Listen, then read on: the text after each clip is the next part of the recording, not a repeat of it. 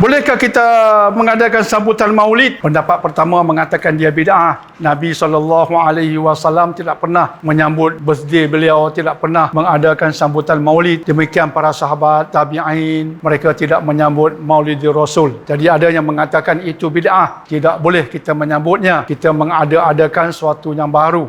Tapi ada pendapat yang kedua mengatakan boleh kita menyambut maulid dengan syarat kita tak mengatakan kita menyambut sebab mengikut Nabi yang menyambut maulid. Tidak. Nabi SAW tidak menyambut maulid. Jadi kita menyambut maulid bukan sebab mengikut Nabi, sebab itu satu pembohongan. Tidak, kita tidak mengikut sunnah Nabi sebab sunnah begitu rupa tidak ada. Cuma kita menyambutnya dalam konteks kita mengadakan sesuatu yang agama suka, yang juga disuruh oleh Nabi, iaitu kita mengadakan ceramah-ceramah agama yang mengajak manusia kepada Al-Quran, mengajak manusia mengikut sunnah Nabi, mengajak manusia supaya meninggalkan yang haram. Maka sekaligus mengadakan sambutan seperti itu secara umumnya dia tidak bercanggah dengan kehendak agama. Maka sebahagian ulama mengatakan jika sambutannya sedemikian rupa, maka ia tidak salah sebab ia sambutan yang selaras dan selari dengan kehendak agama itu sendiri.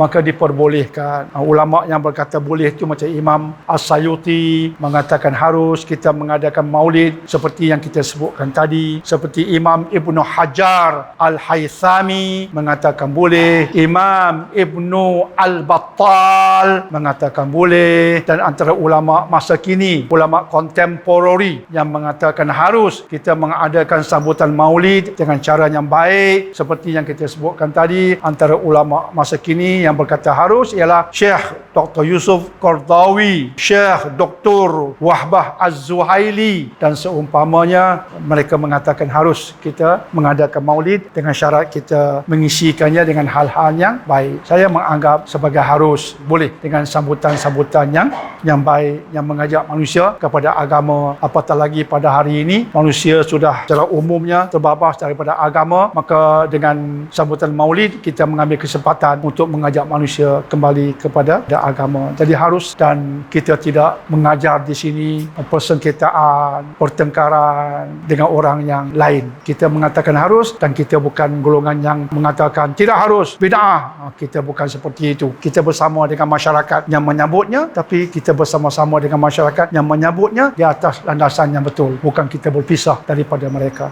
Kita bawa dakwah yang seperti itu. Bukan dakwah pemisahan, tapi dakwah persamaan dalam hal-hal yang diizinkan agama.